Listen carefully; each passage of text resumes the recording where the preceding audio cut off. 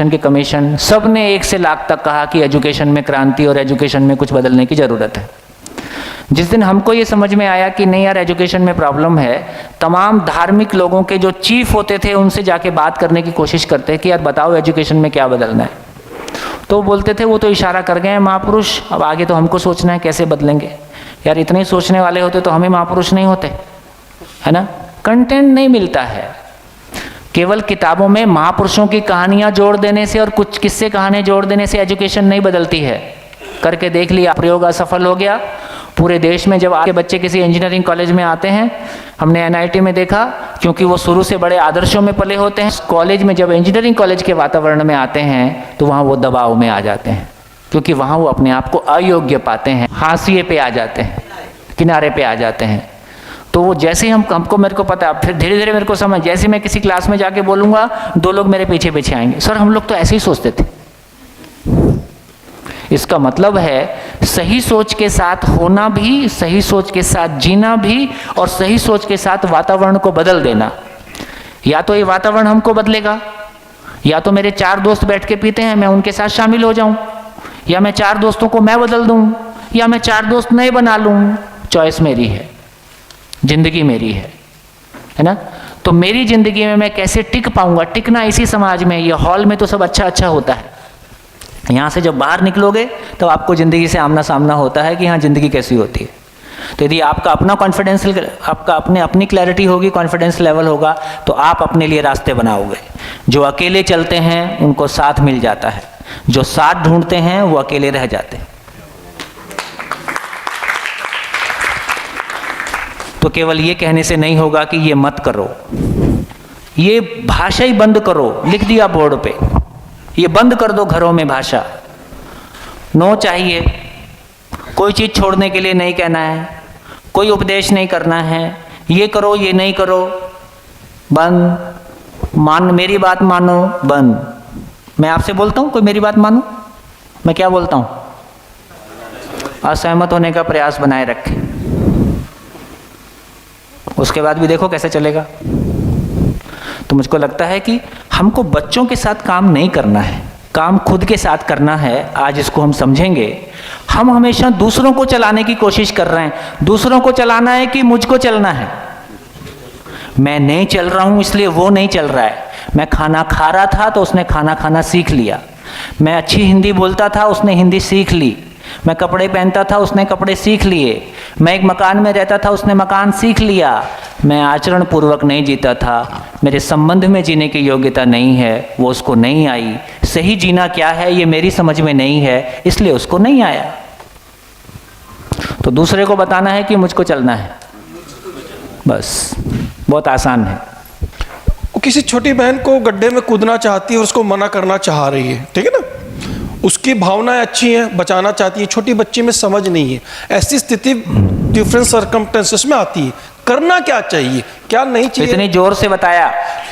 Example बताइए। यहाँ एक बच्चे हैं गड्ढे में कूदना चाहते हैं और उसको बचाना, तो एक्चुअल क्या करना है? बहुत आपको निवेदन करना चाहता हूँ, जिंदगी में थंब रूल काम नहीं आते, टिप्स काम नहीं आती। जिंदगी में समझ ही काम आती है। उसको छोटी गलतियां करने दो ताकि कल वो बड़ी होके बड़ी गलतियां ना करे। हम बच्चे के सारे निर्णय, हम बच्चे को जीने ही नहीं दे रहे हैं, उसके अंदर घुस के। माफ कीजिएगा, फिर से रोकता हूँ। छत के बाउंड्री में वो बच्ची गिर जाएगी। ओहो, कोई नहीं गिर रहा है, कोई नहीं गिर रहा है। बेकार आप डरे हुए हो, आप डरे हुए हो, कोई नहीं गिर रहा है। सुन लो, मैं दूसरा एग्जांपल कहता हूं। जितना सारा मटेरियल आपने मोबाइल पे पॉर्न आप लोग बोल रहे हैं कि 80% मटेरियल वो ही देखा जाता है ना, जो पॉर्न और तमाम तरह का है। उसके बावजूद भी ये समाज जितना अपने आप में सभ्य दिखाई देता है, ये बहुत ज़्यादा है। लोगों को गलती करने की जितनी प्रेरणा और जितना अवसर उपलब्ध है, उसकी तुलना में बहुत मिनिमम गलती हो रही है। इस बात से कितने लोग सहमत हैं? तो मैं ये विनम्र निवेदन ये करना चाहता हूं कि हम बड़े लोग, माँ बाप लोग, हमारा ज़्यादा ध्यान इस बात पे है कि आउट ऑफ इनसिक्योरिटी हमारा ध्यान इस बात पे है कि सामने वाला गलती ना करे, लगातार उसको गलती से बचाए रखने के लिए कॉलर पीछे से पकड़े रखें। मेरा ये कहना है कि एक दिन में कुछ भी ठीक नहीं होगा, और आप कितना कॉलर पकड़ लो, कहता हाथ छोड़, मैं गलती करके समझूंगा। बहुत छोटी उम्र में आप थोड़ा बहुत बच्चे को चला लो, 5th क्लास का बच्चा मम्मी को निपटा लेता है, 10th तक पापा को निपटा लेता है।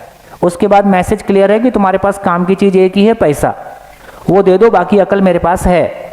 तो इसका मतलब ये हुआ, मैंने खूब देख लिया, अभी के बच्चों पे आपका नियंत्रण है भी नहीं, वो आपकी सुनने वाला भी नहीं है। तो अभी एक ही मतलब है कि यदि हम ठीक से जिए और उनके साथ में संवाद के साथ उतर पाए, संवाद पूर्वक ही कुछ होगा, आपके रोकने टोकने से कुछ हो नहीं रहा है। ठीक बात है। अब इस बस सिंपल एग्जांपल दीजिए, छत के फर्स्ट फ्लोर में आए आप, कूद जाए ना यार, मर जाएगा, क्या फर्क पड़ता है, मर- कुछ नहीं होने वाला, आप डरे हुए हो। मैं इस बारे में नहीं सोचता हूँ नहीं मैं ना। नहीं, एक 3 साल का बच्चा यदि 12 फीट से ऊपर गिर सकता है, मरने का परसेंटेज 98% है। अरे ये आंकड़े आप गिनाते रहो, बच्चा छोटा रहता है, छोटा बच्चा रहता है, आप छोड़ के देखो उसको, वो बिल्कुल देखता है कि यार यहाँ खतरा है, वो नहीं गिरेगा। आप मैं बढ़िया एग्जांपल देता हूँ। आप छोटे बच्चे को सुनो, छोटा बच्चा रहता है ना, उंगली पकड़ के चलता है, छोटा बच्चा उंगली पकड़ के चलता है। आप एक प्रयोग करके देखो, उंगली खींच लो तो बच्चा क्या करता है, वहीं बैठ जाता है, एक कदम नहीं चलता है ना, उसको पता है रिस्की है अभी। खूब प्रयोग करके देख लो, है ना। अच्छा, जब उसको चलना आ जाए फिर उंगली पकड़ा के बताओ, वो ऐसे कर देता है। इसका मतलब है बच्चे को भी अपनी सेफ्टी का पता है। शुरू में वो छोटे छोटे प्रयोग करके ये पहचान लेता है। नए पैदा हुए बच्चे को नहीं पता है कि गिर जाएगा तो चोट लगेगी, लेकिन पहली बार जब उसको थोड़ी सी कोई चोट खाता है वो पहचान लेता है। आग पहली बार पहचान लेता है, पानी पहचान लेता है, खाना पहचान लेता है, अपनी सेफ्टी वो पहचानने लगता है। तो ऐसा नहीं है, आपको इन सब चीज़ों के लिए कोई बहुत परेशान होने की आवश्यकता नहीं है। सामान्य जो करना है हम करते ही हैं। वे कौन ये करेगा कि बच्चा छत पे छोड़ दिया खुला और जा कूद जा, मैं देखूंगा और नीचे एम्बुलेंस खड़ी रखूंगा, जब गिर जाएगा तेरे को हॉस्पिटल ले जाऊंगा, ऐसा थोड़ी बोल रहा हूँ।